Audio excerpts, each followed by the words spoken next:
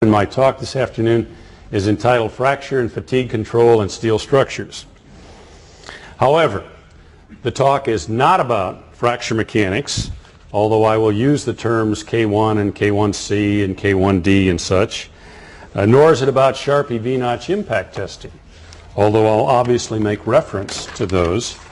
And finally, the talk is not about design, because the specs generally specify the materials that you're to use in your particular structures, and they specify the notch toughness that you're supposed to have, and plus, you don't design to have brittle fractures anyway. So what is the talk about? It's what can you, the structural engineer or the fabricator, do to prevent brittle fracture or fatigue failures in your structures. We're going to do some basic definitions, which are not on the slides before we get started, just so that we're all kind of on the same page. But I thought it would be very helpful after listening to the first two of these, which were very excellent on ductility and bolting, to give you a few definitions just so we're all have the same agreement as what we're talking about. First, brittle fracture is a type of sudden catastrophic failure. Usually occurs without any warning. In steel, it can propagate up to 5,000 feet per second, so by the time it happens, it's too late to do anything about it. It's over. Fracture mechanics, that I'll be talking a little bit about, is a relatively new field, only 40 years old, and it's a method of characterizing fracture behavior in terms familiar to the engineer: stress, flaw size, and then this new parameter K1C, or toughness, as opposed to what we used to do with the Sharpie V-notch. If you had a high notch toughness in the Sharpie, 30, 35 foot-pounds, that was better than 10 or 15, but it was awfully hard to relate to structural design. Whereas in fracture mechanics, if you measure this KC, this critical material property, and you can calculate this K1, which is related to the stress and the flaw size and the geometry of a crack, then you can put it in terms familiar to the engineer: stress, flaw size, material properties, ones that we can measure. In fact, the analogy that I use with my students: if you want to prevent yielding in your structure, you keep the calculated stress, P over A, MC over I, less than the measured yield stress, which is a material property in the yield strength. So you keep sigma less than sigma yield. In a very analogous sense, you can calculate K1 as a function of the applied stress and whatever flaw size you may have, and you want to keep that less than K critical, which is the material toughness. And that's basically it. Sharpie V-notch impact, you probably are all familiar with that. It's a relatively small specimen. You measure an impact test, you measure the absorbed energy in foot-pounds, and in a general sense, more foot-pound absorbed energy gives you more toughness, and that's better than lower toughness. But it's very difficult to apply specifically to a design situation. And then the other thing is the behavior is different if you've got a crack in your structure. Now, none of us intentionally put cracks in our structure, but as Forrest Gump says, stuff happens. And cracks do develop discontinuities, stress concentrations, and they are cracks. And normally in class, I'll get the strongest student, and Dwayne looks in the front row, but I can't bring people up because I'm supposed to stay here. And I'll say, pull this piece of paper apart. And they'll try. You really can't do it. I mean, you can pull it apart at the edge where you're gripping it and the connection, but you can't pull it apart out here unless you got a little defect in it, and that's a piece of cake. So there's a basic difference in analyzing the behavior of structures if there are defects in them or cracks, and if they're not. Now, although everybody designs their structures to be flaw-free, no discontinuities, none of this stuff, that's just not the way the world works. So, I've got a major theme that I want to put forward this afternoon. And that is that for fracture and fatigue control or prevention, the engineer and the fabricator have more importance and maybe more influence than the metallurgist who deals with properties and develops the particular toughness levels of the materials that you're using. And that's because constraint is just as important as notch toughness in the behavior of your structures. And yet it's the engineers and the fabricators in doing the detailing, the designing, the loading that control that, not the metallurgist. The material properties are usually specified, and there's a lot of committee work that goes into the study and specifying those. And we'll talk about the development of the AASHTO fracture control plan as an example of that and how that comes about and where it works. But then you, the designer, the fabricators, you're the one that gets to load it and build it and put it together. Now, again, another example I use with my students, and I'm locked to the screen, so I can't wander all over or pull up people and do examples. But if we take, almost all steels and weldments have reasonably good levels of notch toughness. That's why steel is such in my opinion, a very good building material. I say that to Dave Darwin, who works in concrete also. Just the argument we have back and forth, or the discussion. But you've got relatively good notch toughness and behavior. It's kind of like my 73-year-old shoulders. If I put somebody pulling on my arm and they pulled it up, I would displace or I would deform as they pulled on that, allowing that ductility that Mike talked about yesterday to deform this structure before you break my shoulder. Now, if you as the engineer or the designer or the fabricator choose, and you're the one that makes the choice, not the metallurgist, you choose to have my shoulders loaded like this, and you pull both of those, my shoulders are going to give out. Not because there's anything different with the first example or the second example, but it's because of the constraint that my shoulders were subjected to. And what we'll talk about as a major theme today is that this constraint can have a large effect on the fracture and fatigue behavior. Now, that's the main thing. So if you're not interested in the background, the history, the development of the AASHTO fracture control plan, the proof, the technical basis, and everything else, you can leave. Get your thing scanned on the way out.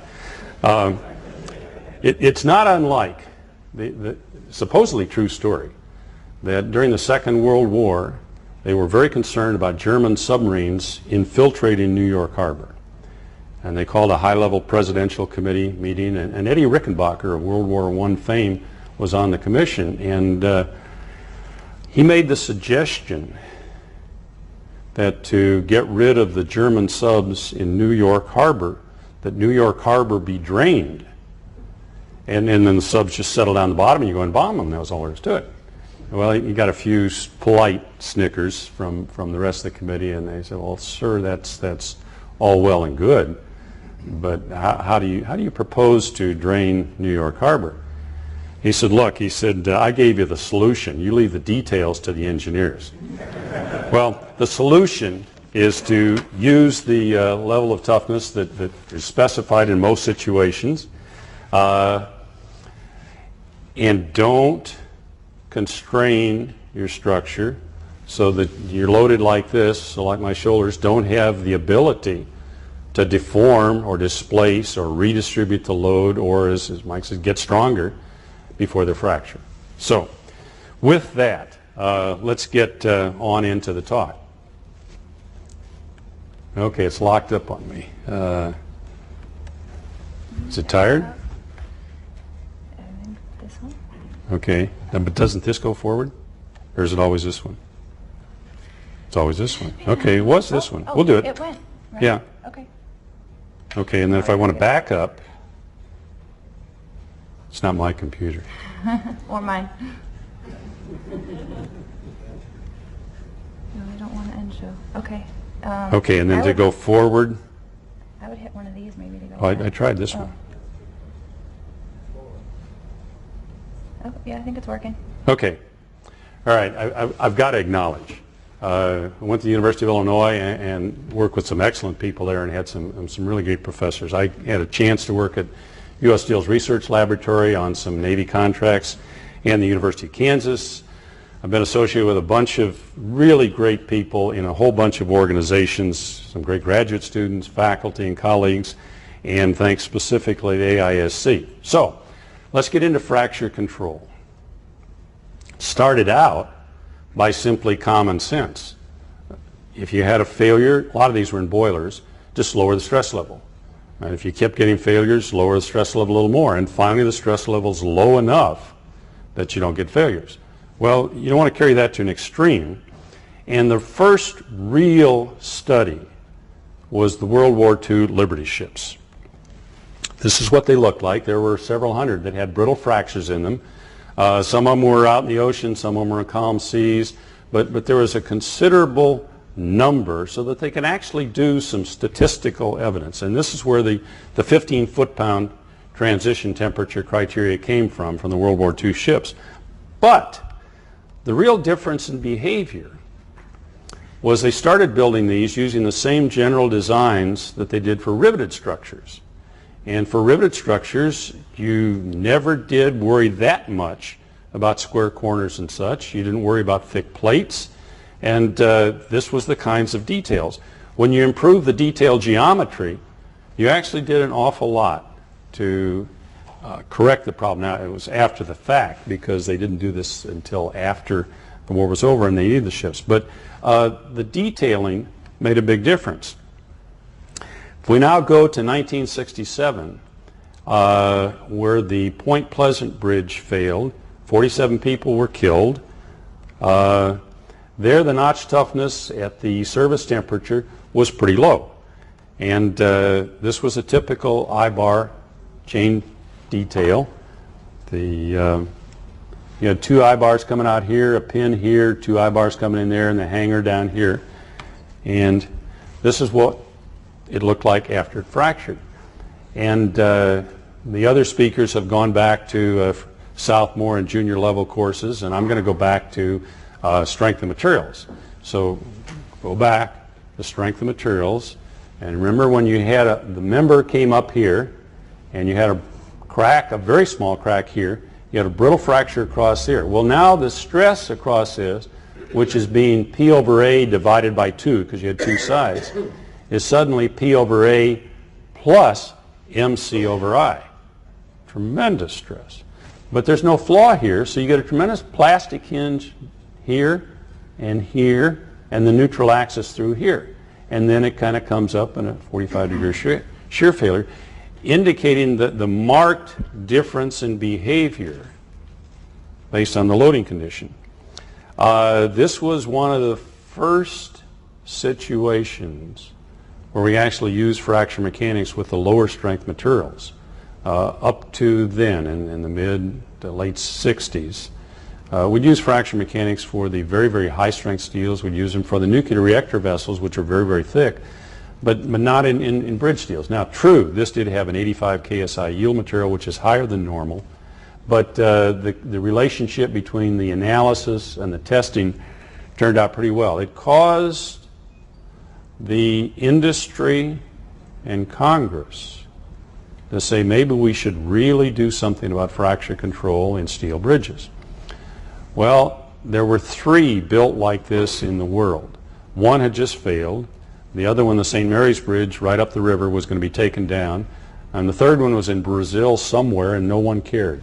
So they kind of forgot about it until the early 70s and the Bright Bend Bridge in Sacramento, California. This was new steel, new design, new analysis, and trapezoidal box. Now, up at this point, and this point were out of spec steels, and without throwing spitballs at the marketing people who said, oh, we can sell anything, and sure, you can use this, and sure, it's out of spec, but that doesn't matter, I'll sell it to you anyway. you had materials which were out of spec up here. They did not have the expected properties, and at a what we now know as a category E fatigue detail, this is the main flange tapered back here, a lateral connection here. You had a brittle fracture. This was the toughness level, down around 55 KSI. You had a small weld crack over here, popped into a crack about here, and then the brittle fracture occurred from that.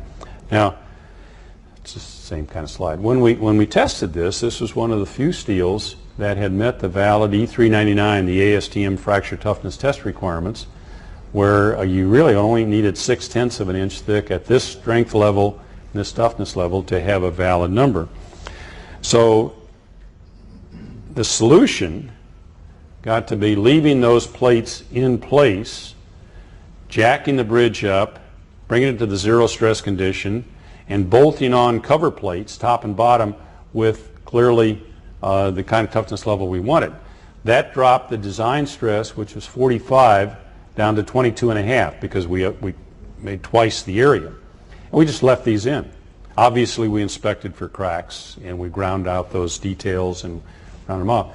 But this one, where we ground them out, could have taken about 1.5 inches flaw size, and the one with 150 at about 22 KSI. There. What's that, about 9 or 10 inches? Well, if you got a 9 or 10 inch crack in a 30-inch wide flange, you got problems. You may not have a brittle fracture problem, but you got problems. And so we left them in. And then in the highly unlikely event that this one fractured and the stress went back to 45, you still had a critical crack size around 3.5 inches. So that was a good solution. But that led the industry to saying we do need some fracture toughness results or criteria in the specifications for steel bridges. This is the end result, and then I'm going to go back and show you how they were developed. But for a 1.25 inch thick A36 plate, for a service temperature of 0 degrees, zone 1, you have to have 25 foot-pounds at plus 70 for fracture critical members. Well, that's not the service temperature, that's above the service temperature. And the reason is, the research showed that the effects of temperature and loading rate were the following. You know that the toughness of steel increases with an increasing temperature. That would be this sort of behavior under impact loading. But if you test it at a slow loading rate, it begins to transition up at a much lower temperature. Or if you test it at an intermediate loading rate, which is the loading rate that bridges are subjected to, it goes up about here.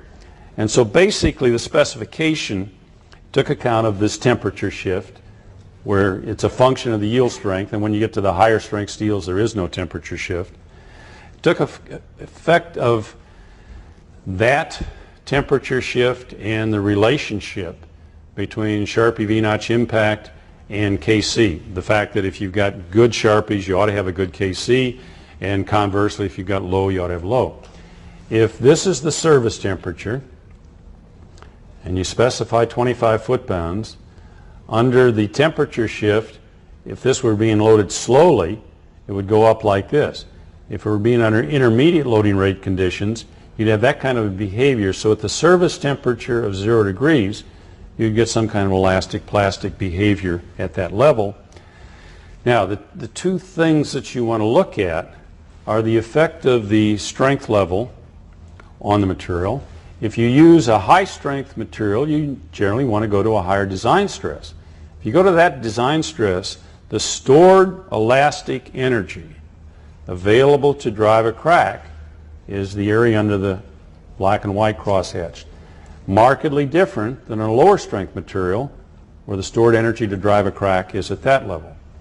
So the specification accounts for the greater amount of stored energy in your structure that can drive a crack with the higher yield strength steels. It also understands that the effective thickness, again go back to your strength of materials. If you take a little element here and there's a 0 stress here, then the stress here has to be 0. Likewise on the other side. Well, if you got a thin plate and the stress is 0, on both surfaces, you can't build up very much of a through thickness stress or a constraint because you got to come right back down to zero. But if you got a thick plate, you can start out here and you can build up to some level of through thickness stress because of the constraint of the notch there. So when you take those two things into account, and let's see, this is, I think, one of the few slides that our speaker this morning said I shouldn't be using, so I'll go through it slowly. You go to the A36 steel. Let's see. We've got to get the attorneys in here too. You go to the A36 steel, zone 1, 0 degree service temperature. At 70 degrees above that, you have to meet 25 foot-pounds for an A36 steel. As you go to a higher strength steel, A514, you have to meet 35 foot-pounds, higher toughness. At 0 degrees, you're not able to take account of the shift because it's a higher strength material. So there the toughness requirement for the AASHTO specifications is 35 foot-pounds at 0 degrees. Now let's go up in from 1.5 to over 2.5 inches thick. Now you have to meet 45 foot-pounds because of that increased thickness and therefore the increased constraint in those specifications. And if you go to very low temperatures, zone 3, which goes down to minus 60, and the very thick plates, AASHTO doesn't even allow you to do it. So there's considerable rationale in the guide specs for fracture critical, non-redundant, or redundant steel bridge members, and that's the basic development of the AASHTO fracture control plan. Now, it works, and there have really not been any brittle fractures except for the Hoan, and I'll talk about the Hoan bridge later on. I'll get to that because I'm going to point the finger at constraint on that one.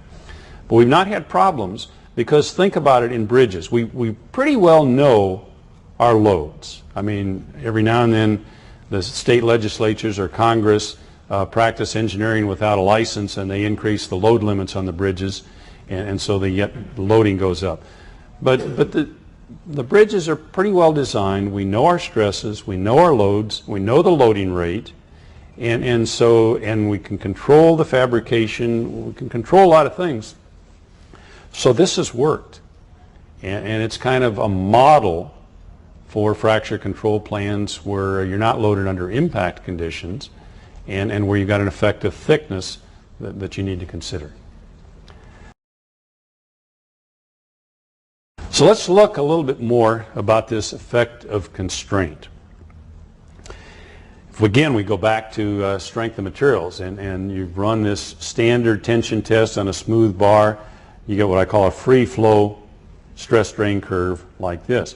Well, you put a notch in it and you start constraining that material, you start elevating the stress strain curve.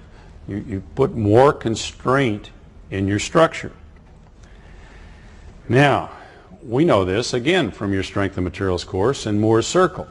Moore's circle, you know, you start out with, everybody starts with that potato structure. And the potato structure has got loads on it, and then in there you got a sigma x, a sigma y, and a tau xy. And then you got to take those stresses and rotate them around so you get the principal stresses. Then you get the principal stresses, sigma 1, sigma 2, and we always forget about sigma 3. We just don't think much about it. So you draw your Moore's circle, and you've always got sigma 1 out here, and because the Moore's circle looks like this, you can get a shear stress up here of this magnitude, and what we learned this morning was 58% of the yield you get the shear stress. But what happens if you, the engineer or the fabricator, design your structure such that you're loading, well, I'm only two-dimensional load. I haven't figured out how to pull my head at the same time. But you're loading it in 3 dimensions. So sigma 1, sigma 2, and sigma 3 are all positive. This becomes your Moore's circle. And if the load increases, but keeps that same proportion of sigma 1, sigma 2, and sigma 3, Moore's circle just moves out to the right. You never do get much of a shear stress. You can never get much deformation. And you're going to fracture out here before you ever get into be able to yield. Popoff did this with the von Mises theory, although Seeley and Smith in their textbook in the 40s did the same thing. If you take the von Mises theory of failure and you say K21 is the ratio of sigma 2 over sigma 1 and K31 is the ratio of sigma 3 over sigma 1, then you get this in terms of the yield stress. Okay, if you got uniaxial stress, all this goes out and sigma 1 can reach sigma yield. Biaxial stress is the same thing. Sigma 1 can reach the yield. As you get some triaxiality, sigma 1 can go up to 2 times the yield stress before you get any yielding. If you get significant triaxiality, where the sigma 3 is maybe 3/4 of this, you can go up pretty high. And if you get complete triaxiality, which is pretty hard to do, but if sigma 1 equals sigma 2 equals sigma 3, your stress strain curve can go up to infinity before you ever yield, and now you have taken my arms and you pulled them both off. But it's still the same material as if it's being loaded like this. So there's clearly an effective constraint. Let's look at the Ingram barge. Failed in 1972. Calm seas, Long Island. The master had this ship, and those of you familiar with ship design know that in a general sense, you put it on two waves here, and this is the sagging condition, or you move that wave across, and it goes into the hogging condition. Okay, brought it in there, pumped all the oil out, and so the two ends are the heaviest things, and there's no ballast in the center. Now, he's supposed to ballast this back down while he's sitting in port, so when he goes out, it's like this. But you realize that could take 24 hours. That's a lot of time. And why don't we just start on out in this condition like this, and let's get seawater while we're going down. We've saved 24 hours. Except, as you move this thing a little bit, you got this kind of a brittle fracture. Yeah. Let's look at the detail where it started. You had the deck plate coming across here. You had a bulkhead down here. You had a bulkhead coming across here. You had a ring donut here to hold this on. The king post welded up there. Stiffener welded there. You had at this location the triaxial state of stress. And we could see that was the location because we could follow the herringbone patterns back to that origin. And Shell Oil, who was the operator of this ship at that time, had just gotten this really neat thing called a transmission electron microscope. So we got the piece out, sent it back to him, and want to know how big the flaw size was. And there was no flaw. And we argued back and forth, and they said there is no pre-existing defect. Well, that puzzled us. And puzzled us. And one day I'm lecturing the strength of materials, I'm talking about Moore's circle, and I said, what happens if you move Moore's? That's it! And my students suddenly woke up, and it dawned on me, that's what Moore's circle really means. Well, I don't think they comprehended that, but that's what Moore's circle means. This was a triaxial state of stress here, and so you got a brittle fracture. You got a brittle fracture with 55 foot-pounds in a Sharpie V-notch impact test at the service temperature with no pre-existing crack. All you had was a highly constrained detail, and you had a brittle fracture. Okay? Let's contrast that. Let's contrast that with the surge tanks at Garrison Power Plant in North Dakota, where when they built this, they have about 2 foot-pounds at their service temperature of minus 25, minus 30. And they've been standing there for 45, 50 years. It's a smooth cylinder, well designed, slowly loaded. When the water goes through and it comes up in the surge tanks, you only have 2 foot-pounds. Why don't you have a brittle fracture when with 55 foot-pounds you had a brittle fracture back here? It's the difference in the highly constrained details, and so constraint does become an important issue. We know that in the AISC manual. I mean, I'm not sure that this was the first one this was written in, but it's been established. Plastic deformation can only occur in the presence of shear stresses. Shear stresses are always present in uniaxial or biaxial state, but the maximum shear stress approaches zero as the principal stresses approach a common value. And thus, under equal triaxial tensile stresses, failure occurs by cleavage rather than by shear. Consequently, triaxial tensile stresses tend to cause brittle fracture and should be avoided. Triaxial state of stress can result from uniaxial loading when notches or geometrical discontinuities are present. I don't remember in steel design, but I would bet 100% that just went right over my head, and I didn't think about it. That's just one more thing in the spec, but it's there and we know it.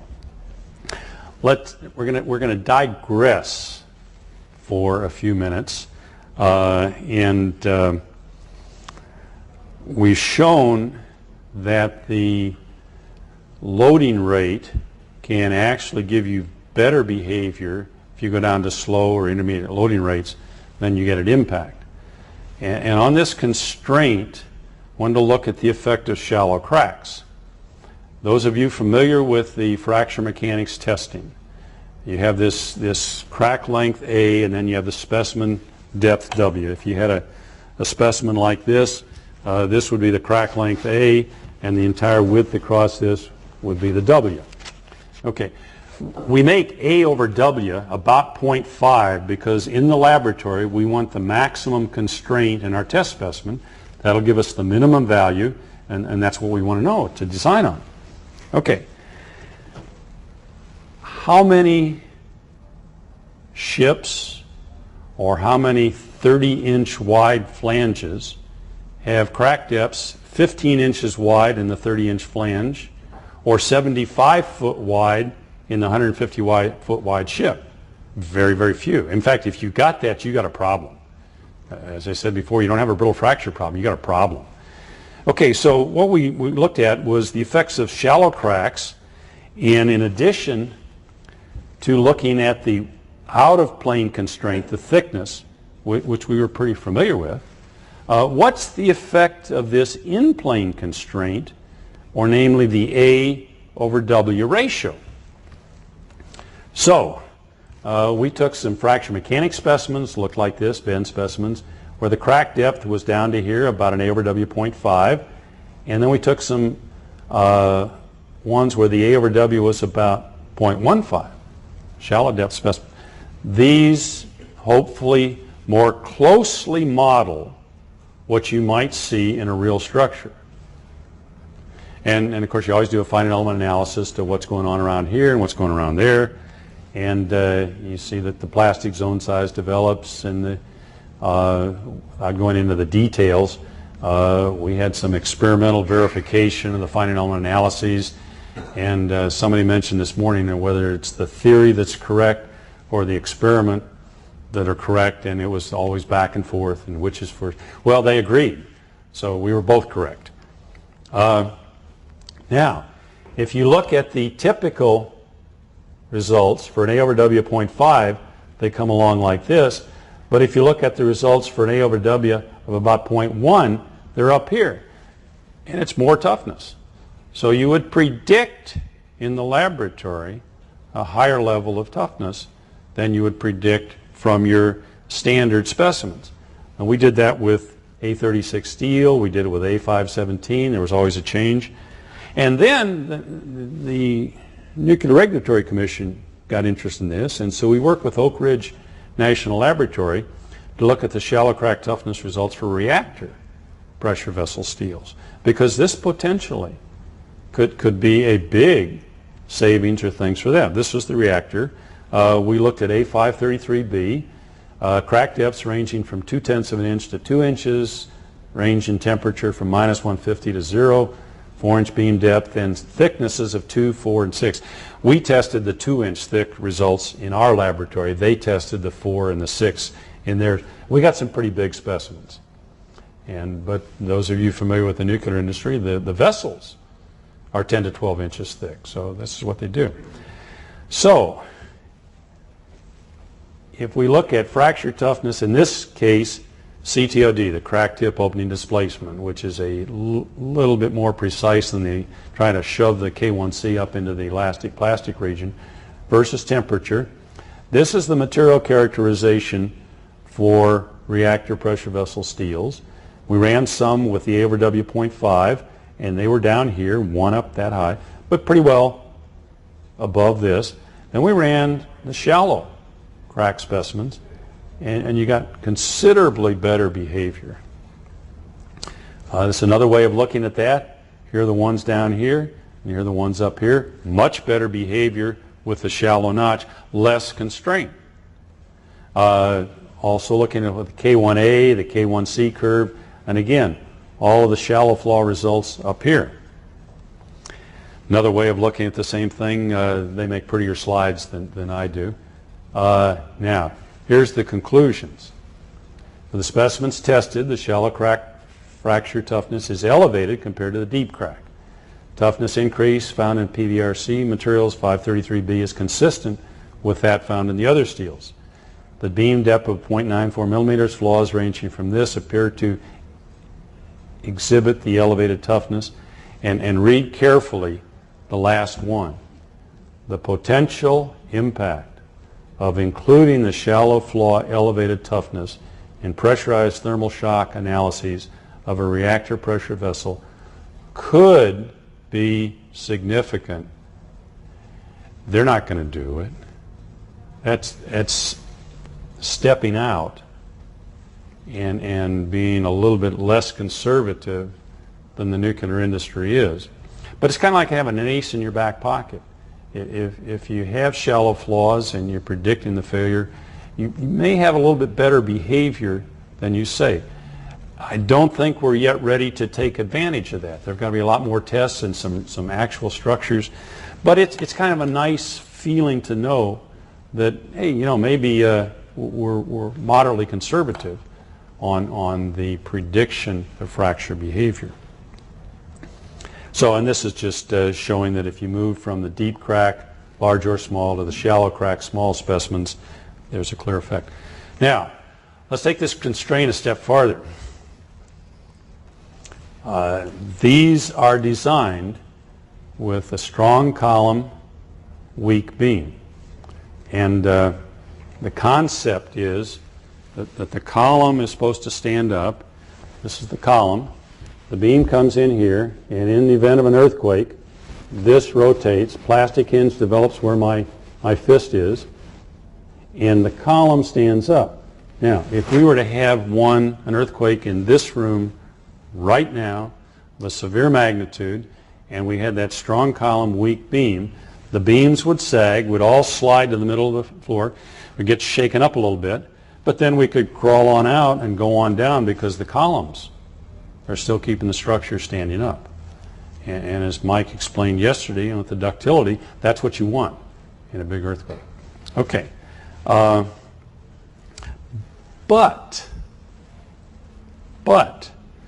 this is the column, this is the beam coming in here, and these are kind of the fractures you would get over here at the ends where they were welded in there. Crack in here in the center. Let's go back and look a little bit at this. This is in the field and it's welding. The fabricator puts this out there and it's bolted up, and the contractor is straddling, or the welder is straddling this. He's got a backup bar here and he's coming across here and he's welding this up fine. That's easy. And again, I'm tied to the podium, so I can't get out, climb across the table, and sit on this and reach down with my right hand to weld on this side. And I've got to stop at the center because I can't go past the web. And then I got to come back and go backhanded or left-handed to come back on this side. And the very place where you have the maximum residual stresses in the center of that is where I've got to stop and start. Okay? So this is what the designers and the fabricators have put this in, as far as this is the way it's designed, this is the way it's built. And you got cracks going there, and this was the crack that you would see, and you can see a brittle fracture coming down from there from a very highly constrained detail. You have a lot of constraint here. Actually, you have it down at the bottom one, which is where all these started. And out here, very little constraint. You're just loaded in one direction. And so you don't get the large moment fee rotation Mike was talking about yesterday. But you get something that's considerably less. Let's look at one of those details. The backup bar here, you got to come in and weld it from this side. And then actually, where that backup bar is you have a discontinuity. And because you got to stop and start in here, you've got a weld flaw in there. You've got residual stresses in this direction. You've got the loading stress in this direction. You've got earthquake forces in this direction. This is a highly constrained region, and you got cracks starting there. Now, I was fortunate enough to be able to serve on Chuck Roeder's committee. It was a FEMA committee where we looked at all the results of this and tried to make some sense out of all the different connection tests. And so we looked at a lot of connection tests, and most of the time we look at this series done by this university, and we look at this series done by this university, and we look at this series done by this university. And one of the things that I thought would be interesting, if you synthesize all of these and put them all together, what kind of analyses can you come up with if you look at all the results in total? Well, you want to start with the pre-Northridge connection. The backup bars were left in place. The welding electrode did not have a minimum specified Sharpie. You had pre-existing cracks, and so from a fracture mechanics standpoint, we could say that there was a K1 equal to the nominal stress times the square root of pi A, where A is the flaw size. Okay. Then we looked at all the laboratory test results on these kinds of connections, and most of the laboratory tests done at most of the universities were 8 inches deep, and they ranged in this rotation, which Mike said we like about 3%, 3 radians. This is what we like. Ranged from 1 to 8. Now even Popoff said that this should have been a clue, and it should have been a little bit better warning. But that whole spread of results, and you got a whole spread of results down here, including these, but as you got thicker, you never got up into this region because the thickness, again, gives you more constraint, much more difficult to bend. If you think of the effective depth, this is a very thin beam, and it's very flexible. But if I tried to bend it in this axis, it's a lot harder because of the effect of the depth. So, when we looked at the connection performance of the pre-Northridge details, the older steels gave us an average plastic rotation of about 2%, and the newer steels 1.1. Well, the difference in that was I find interesting. The older steels, 70s, maybe 60s, 70s, when they were made and you got this A36 steel, that had maybe 36, 40, 42 KSI yield strength, but not much above that. So with your column having a 50 KSI yield strength and your A36 having a 36 to 40, you did indeed have a strong column, weak beam, and your plastic hinge developed here because of the mismatch of the yield strength, which is the way the designers and structural engineers set it up. Then as we got into the 80s and the 90s, we became much more environmentally concerned. We took all those scrap cars with all that alloy content in all the fenders and all the parts of the scrap cars. We threw those back into the furnace and we put the A36 steel out. And with all that addition in alloying content, we got up to 48, 50, 52 KSI yield strength. And you know what? I will bet if there's any steel suppliers here, you didn't charge a penny more for that higher strength. And we as the designers said, okay, man, it's a good deal. I'll take it because I don't have to pay for it, and I got a stronger structure.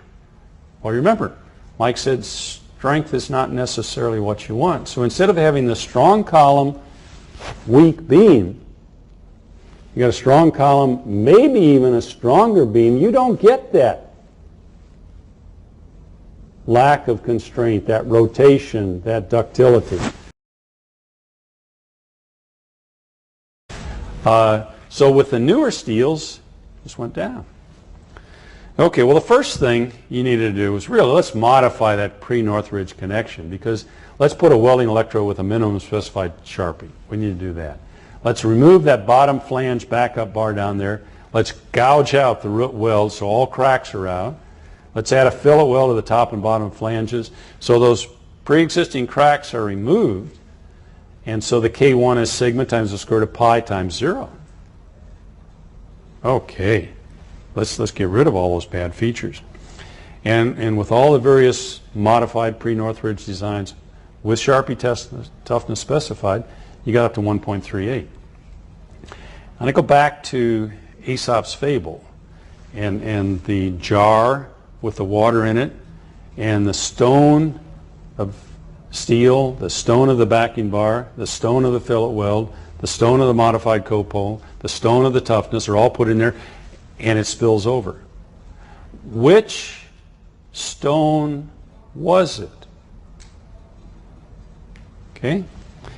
Well, really, it wasn't until we made that detail more ductile, less constraint, with one of three ways.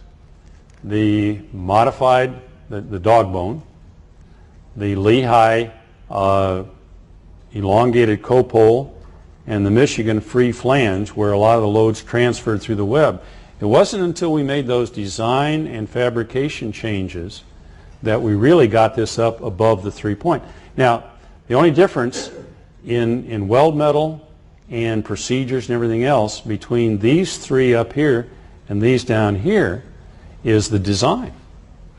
You made it a reduced constraint. So, this is just without all the stuff on there. You're familiar with the dog bone. You trim the flanges. You put a fuse out there so that the deformation occurs out here, not at this rigid connection. You remove portion of the top and bottom flange, the improved welding details. You still use the same specified minimum Sharpie. Remove the bottom flange. The same things you did with the modified Northridge, but it's this design change that made the big difference. The Lehigh connection, significant thing. You significantly modified the copole, a design change. Did the same other things as you've done with the modified pre-Northridge. You did have a thicker shear tab and a fillet weld in the shear tab and a complete joint penetration weld between the beam web and column flange, and so you got much better behavior. This is the very smooth, elongated copole, which is the result of the finite element analysis. I doubt very many fabricators would want to put this in and then grind it out so that it's very smooth. They referred to it as the baby butt finish because you can run your finger across it and it was just smooth. Or the third one, the Michigan free flange, where a significant portion of the beam web is actually, you remove it, but you take it by these big plates so that a lot of the force is taken through the web, not up by the two flanges up here. And that's kind of what this looked like. And you got this kind of moment fee behavior. If you went to really deep beams, it was really only the Lehigh detail and one that Mike developed, the dog bone, that got you up above the 3.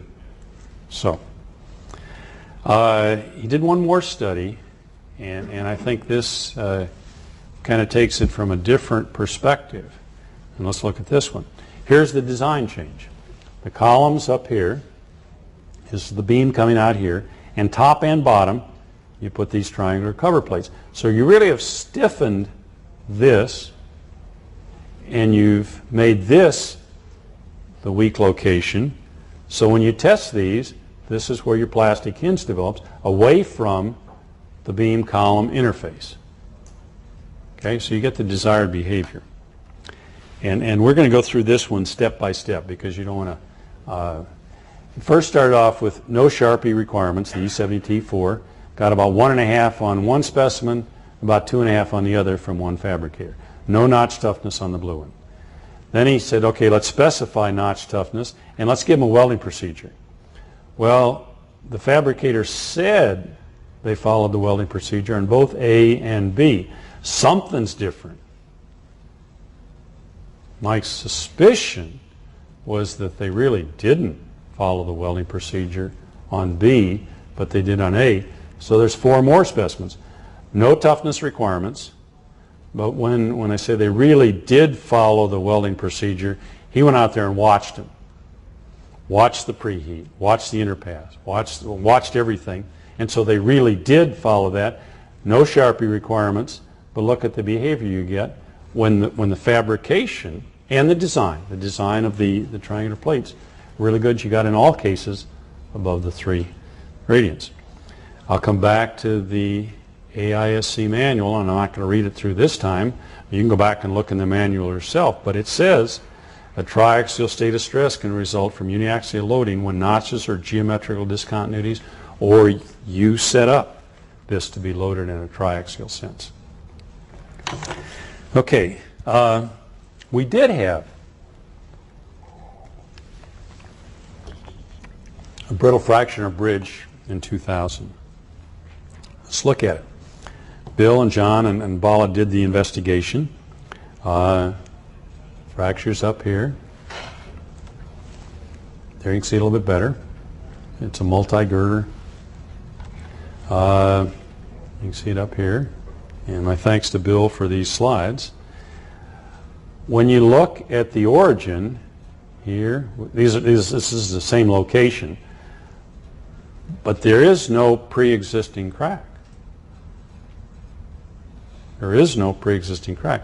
Very similar to the case of the Ingram barge, where there was no pre-existing crack there. Notch toughness, this is the zone 1, zone 2, and zone 3, and I think Milwaukee is the zone 2.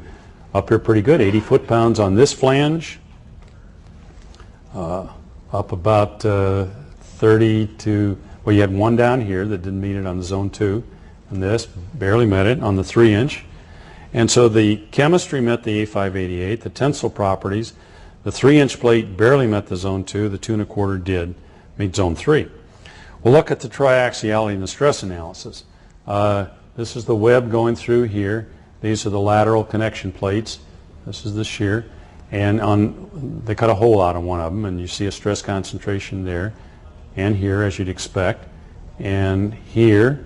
And then on the other side of this, where there's not a hole, there's also one, but you can't see it from this view. If you look at this particular failure initiation site, and you look at the distance from the center of the joint, right here's the center of the joint, which is 0, just on both sides of it, right here and right there, you get some pretty high stresses. And then you go way down, and at the ends of those plates, you get a high stress, and the ends of the plate there, you get a high stress.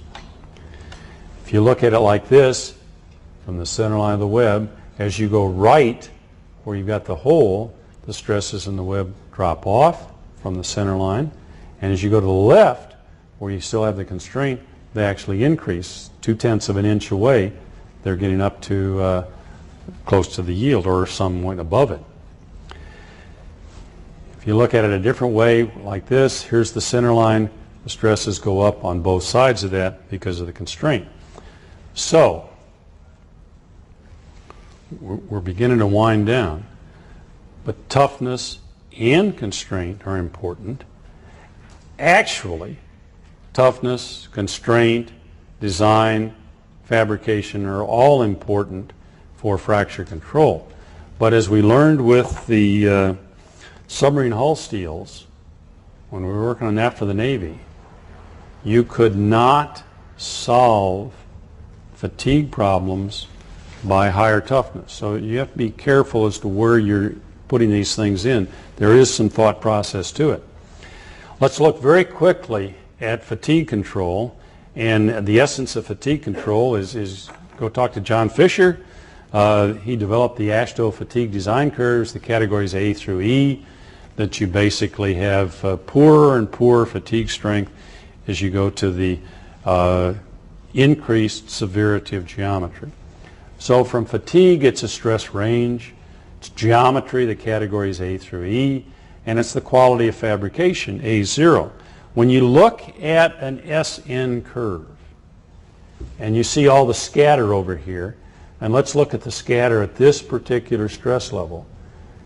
This one had the smallest pre-existing fatigue crack, whether you're measuring it in dislocation theory, dislocation pileup, or really, really small.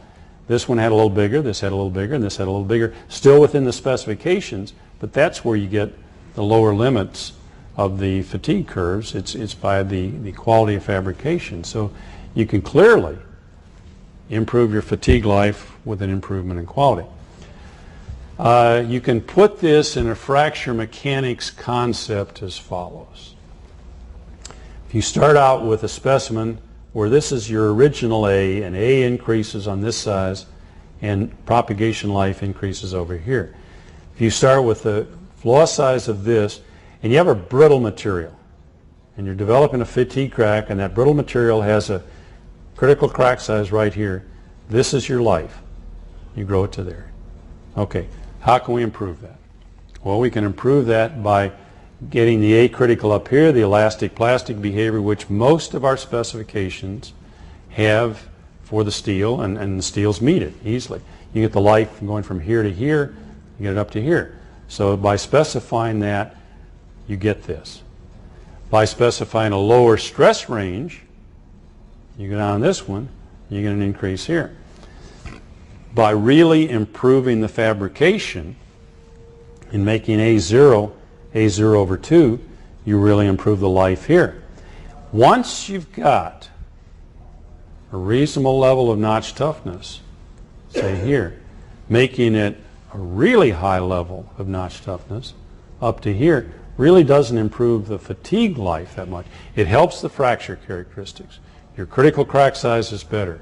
And I would never say that's not an important property, but you don't specify increased notch toughness to solve a fatigue problem. You improve the fabrication, or you lower the stress level, or you go to some level of toughness to get it up to this life, but you don't try to go way up here because you won't help your fatigue life that much. Okay, if we kind of summarize on fatigue, from an initiation standpoint, it's the stress range, the geometry, and the surface finish. Surface finish, if you're talking about initiation where there's no pre-existing crack. If you're talking about propagation, it's still stress range. Stress range is the thing that affects you. It's the initial flaw size, A0, and then the critical crack size, A critical. So if we go back to this, if you can get that initial flaw size down at this level, really low, and you can get the critical crack size up, you got a long life. And it's a combination of the initiation and the propagation life.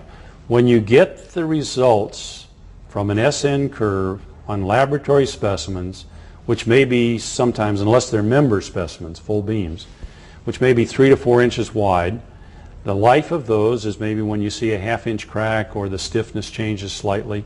That could be a ½ inch. If the critical crack size is 12, 15 inches, there's a lot of life left in that structure, even though the SN curve would say that's it. So if we look at fracture and fatigue control, we try to summarize. From a loading standpoint, there is a difference in slow and impact loading rates. Okay? The lower stress clearly improves the fracture resistance. If K1, the stress intensity factor, is equal to the nominal stress times the square root of flaw size, and you lower the nominal stress, then you're going to lower the K1 and you're going to get it farther and farther away from the K critical. That's just like lowering the stress level compared to the yield. You're getting farther and farther away from yield. If you lower the stress range, you'll improve the fatigue life. From a design, better details, fewer details, avoid constraint. Avoid the triaxial states of stress.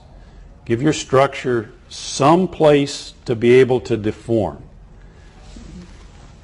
don't load my shoulders in both directions because I can't deform. If you can set it up so I can do this and I can deform or displace under load, I'm going to behave a lot better and my shoulders are going to be a lot happier than if you constrain it by loading in both directions.